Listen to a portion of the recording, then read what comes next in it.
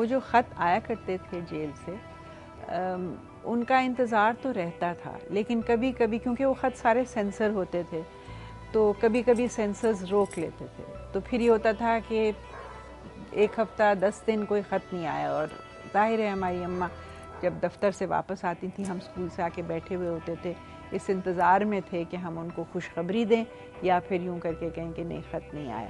لیکن کبھی کبھی پھر 2-3 خط اکٹھے آ جاتے تھے، تو پھر تو ایسے تھا جیسا دعوت شیراز ہے. اور اماں میں خط سناتی تو نہیں تھیں کیونکہ بہت وہ پرسنل اور انٹیمیٹ تھے، لیکن اس میں سے جو حصوں میں ہمارا ذکر ہوتا تھا وہ پھر ہمیں پڑھ کے سناتی تھی. اور میرے خیال میں کہ یہ ایلس اور فیض کی صرف بات نہیں ہے، میرے خیال میں جس شخص نے دوری صحیح ہے اس میں دنیا کے کئی قیدی یا ایسے لوگ جو گھر سے دور ہوتے ہیں ان سب کو معلوم ہے کہ خط کی نوعیت کیا ہوتی ہے، اور جب اس کا انتظار ہوتا ہے تو وہ کیفیت کیسی ہوتی ہے، اور پھر خط جب آتا ہے تو وہ کس قدر خوشی ہوتی ہے. آج کل ہم وزن کم کرنے کی فکر میں ہیں اور شام کو ڈیڈ ٹینس قسم کا بہت تیز کھیل کھیلتے ہیں. مصروفیت بہت ہے اور خط لکھنے کا وقت صرف ہفتے کے آخر میں چھٹی کے دن ملتا ہے. یہ خط کچھ بہنگم سا ہے جس کے لیے معافی چاہتا ہوں. وجہ یہی عدیم الفرصتی، لیکن تمہارے خیال سے غافل نہیں ہوں، اس لیے اپنا دل مضبوط رکھو، یہ سب کچھ بہت جلد گزر جائے گا. ہمیں یہ بھی تھا غنیمت جو کوئی شمار ہوتا، ہمیں کیا برا تھا مرنا اگر ایک بار ہوتا، اگر ایک بار ہوتا، ہمیں کیا برا تھا مرنا.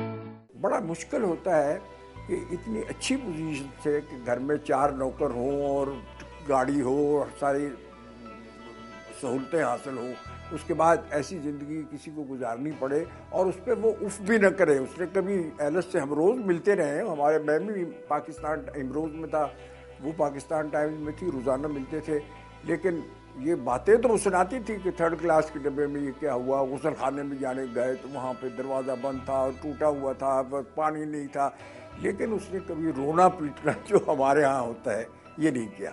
فیض صاحب کا یہ ہے کہ فیض صاحب کی جب ضمانت پہ بالآخر رہائی ہوئی 4 سال کے بعد منٹگومری جیل سے، تو ہائی کورٹ کا آرڈر لے کے ریلیز آرڈر میں ایلس کے پاس پہنچا کہ وہ چلے لے آئیں، تو اس نے کہا کہ حمید میں نہیں جا سکتی، میں تو emotionally I am so upset. تو میں گیا تھا فیض صاحب کو لینے. مجھے یاد ہے وہ کوٹینا گاڑی تھی میرے پاس، وہ کوٹینا چھوٹی، میں کوئی 100 میل کا سفر میں 1.5 گھنٹے میں کیا. خیر وہ فیض صاحب وہاں سے رہا ہوئے، کسی سے ملنا تھا، ملے. تو واپسی پہ میں نے کہا کہ فیض صاحب آپ نے بہت مصیبتیں اٹھائیں، بہت تکلیفیں اٹھائیں. تو ان کا جواب یہ تھا خیر بھائی یہ تو ہوتا ہی ہوتا ہے ایسے کاموں میں، ہمیں بس ایک افسوس ہے کہ ہم اپنے بچوں کو بڑا ہوتے نہیں دیکھ سکتے.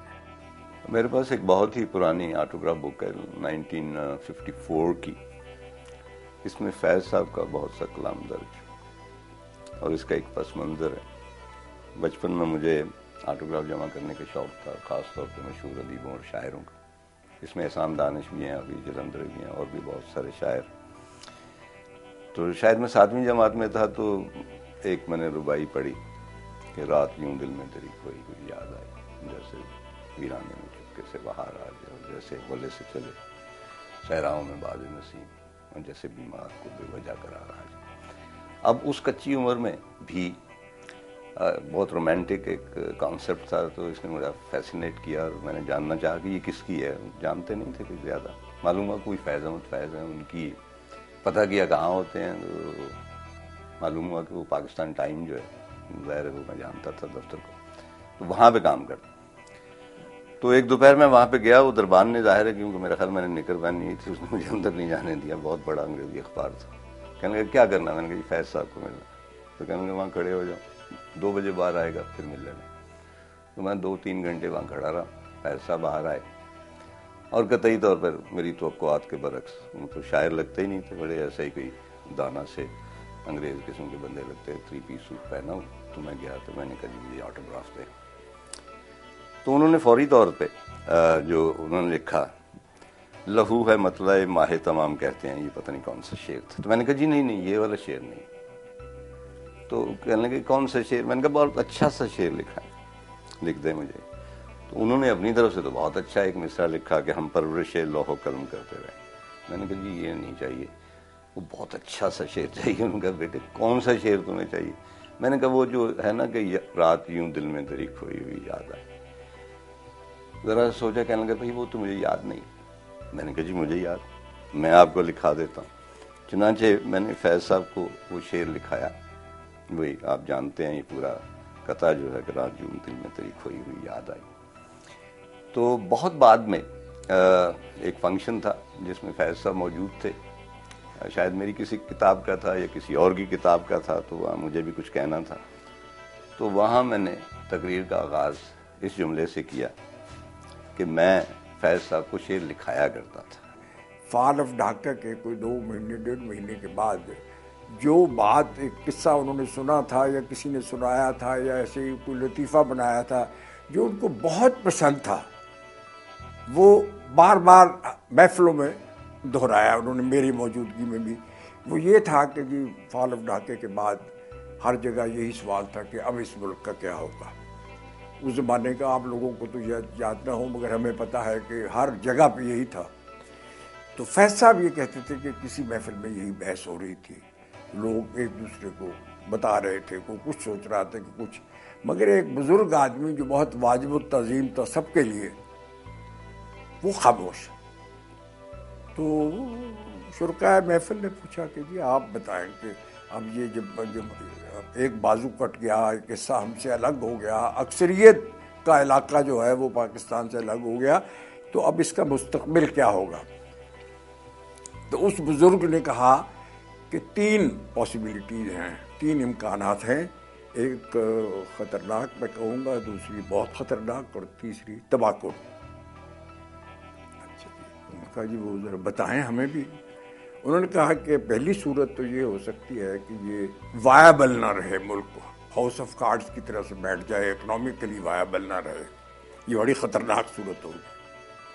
دوسری صورت جو بہت خطرناک ہے وہ یہ ہے کہ فردر ڈس ممبرمنٹ ہو جائے, کوئی اور حصہ علیحدہ ہو جائے. یہ بہت ہی خطرناک صورت ہوگی.